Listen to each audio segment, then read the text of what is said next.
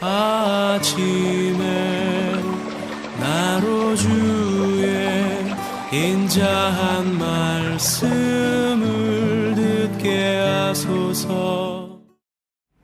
성도 여러분 안녕하세요. 수요일입니다. 오늘도 하나님의 사랑이 여러분들의 삶의 자리에 가득하기를 간절히 소망합니다. 말씀 한 곡 봅니다. 창세기 20장 1절부터 7절까지의 말씀을 봉독해 드립니다. 아브라함이 거기서 네게부 땅으로 옮겨가 가데스와 술 사이 그랄에 거류하며 그의 아내 사라를 자기 누이라 하였으므로 그랄 왕 아비멜렉이 사람을 보내어 사라를 데려갔더니 그 밤에 하나님이 아비멜렉에게 현명하시고 그에게 이르시되 내가 데려간 이 여인으로 말미암아 내가 죽으리니 그는 남편이 있는 여자임이라.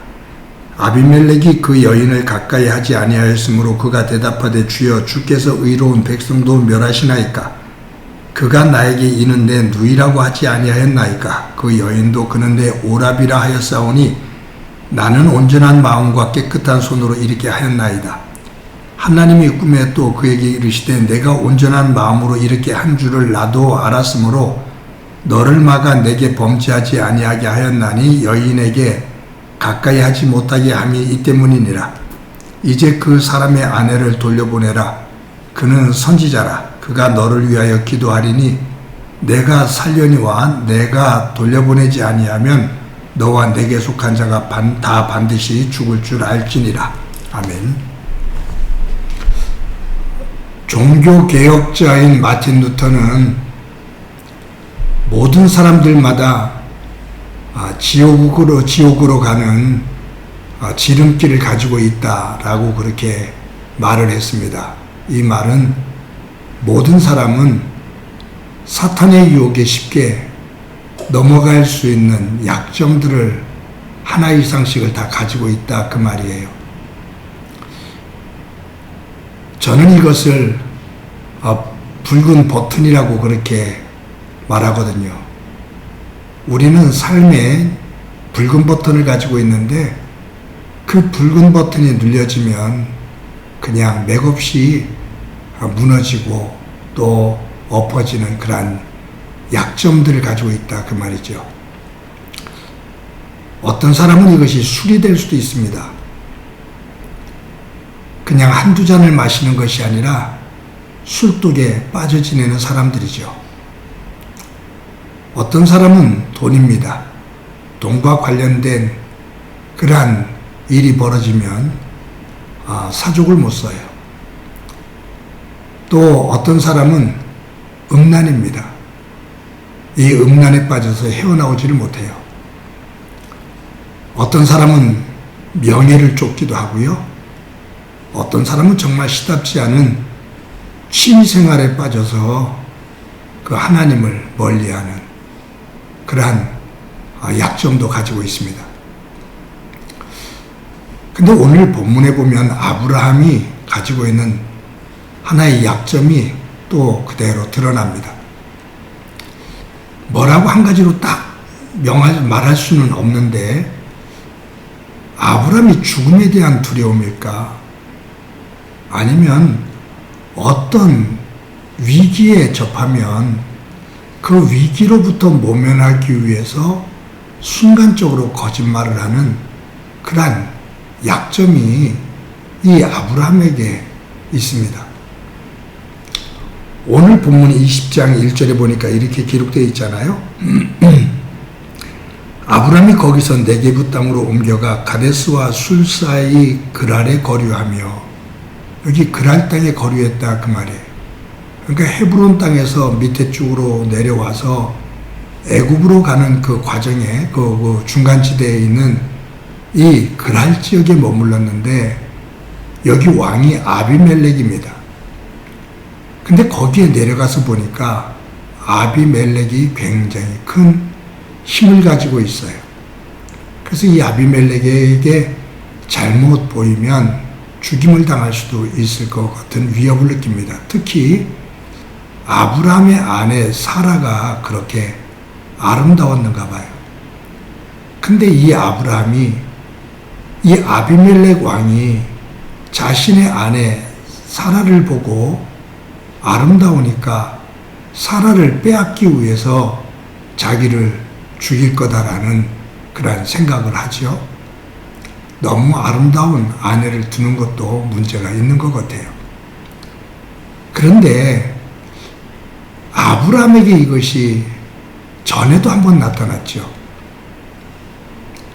헤브론과 브엘세바 지역에 심한 기근이 들었을 때 아브라함이 애굽으로 내려갑니다. 근데 그곳에서도 사라의 아리따움을 보고 바로 왕이 욕심을 품어 자기를 죽일 것 같은 생각이 드니까 사람들에게 바로 왕에게 뭐라고 말하냐면 사라는 자신의 아내가 아니라 누이라고 그렇게 말합니다. 그러니 바로 왕이 누이라면 너의 누이를 나에게 다고 그렇다면 내가 너를 후대하마 라고 말해서 아브라함이 사라 자기 아내를 바로에게 넘겨줍니다. 천하의 못난이죠. 근데 그때 하나님께서 도와주셔서 그 위기에서 모면을 해요.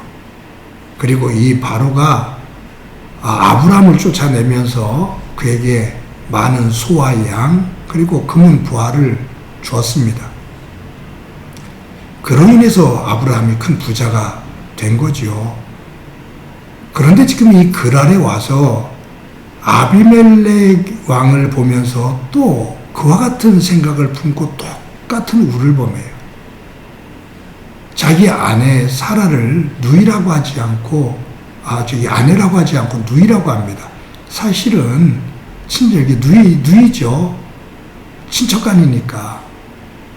그런데 지금 아내인 이 사라를 아비멜렉에게 자기 누이라고 말하면서 아비멜렉에게 보냅니다. 그러니 이 아비멜렉이 이 사라를 맞이해서 동침하려고 하다 보니까 하나님께서 그에게 나타나셔서 호통을 치시는 거죠. 이 여인은 남편이 있는 사람이다. 너 범하면 너도 죽고 너와 함께 있는 자들이 죽게 된다. 라고 하나님께서 꾸중을 하셔요. 그때 아비멜렉이 하나님 내가 무슨 죄가 있습니까? 아브라함이 자기 아내라고 말하지 않고 누이라고 말했고 사라도 자기 오랍이라고 얘기해서 내가 이를 나의 여인으로 받아들였을 뿐인데 그것이 무슨 나에게 죄가 됩니까? 라고 항의를 하는 거죠. 맞아요. 그러니까 하나님께서 그래 네 말이 맞다. 그런데 네가 모르고라도 죄를 범할까 봐가 내가 막는 거야 라고 말씀하시죠. 그때 아비멜렉이 다음날 아침에 아브라함을 부릅니다. 너 왜 나에게 거짓말을 해서 이처럼 큰 곤욕을 당할 상황을 만드느냐고 꾸중을 합니다. 그러면서 그를 내보내면서 또 양과 소를 많이 주어요. 그래서 우리가 웃으면서 하는 말이 아브라함은 아내 사라를 2번 팔아서 큰 부자가 되었다라고 웃으면서 얘기할 때도 있습니다. 이것이 아브라함의 약점인 것 같아요. 자기에게 어떤 죽음의 순간이 위기가 닥쳐올 때 순간적으로 모면하고 싶어하는 그리고 그 위기를 벗어나기 위해서 거짓말을 하는 자기의 가장 소중한 아내를 이용하는 아주 어리석은 짓이죠. 근데 이것이 반복이 돼요. 이것이 아브라함의 약점입니다. 그런데 아브라함이 이런 약함을 가지고 계속해서 반복해서 실수를 하는데 그럼에도 불구하고 하나님께서 이러한 아브라함의 약점을 치유하시면서 하나님의 능력으로 해결해 나가셔요. 그러면서 아브라함을 아브라함답게 만들어 가십니다. 사랑하는 성도 여러분, 아브라함이 가지고 있었던 이러한 속성들, 이러한 약점들, 그것이 다른 내용이 될지 모르지만 우리에게 분명히 있거든요. 우리는 예수님을 믿으면 한순간에 온전해지고 완전해지리라고 생각을 합니다. 근데 살아보니까 착각이죠. 옛 모습이, 내 약점이, 내 허물이 그대로 있을 때가 많잖아요. 없어진 것 같은데 어느 위기 속에 쑥 올라오잖아요. 그럼에도 불구하고 하나님께서 우리를 끝까지 놓지 않고 다듬으시면서 세우시고 그러면서 우리를 조금씩 더 성화시키셔서 하나님의 성품을 닮아가도록 인도해 주십니다. 하나님의 은혜 가운데 아브라함의 변화가 있었던 것처럼 하나님의 은혜 가운데 우리의 약함이 가려지고 수정되면서 하나님의 사람으로 온전히 세워지는 은혜가 있기를 소망합니다. 그와 같은 변화를 만들어가는 소중한 한날이 되어지기를 간절히 소망합니다. 한번 기도합니다.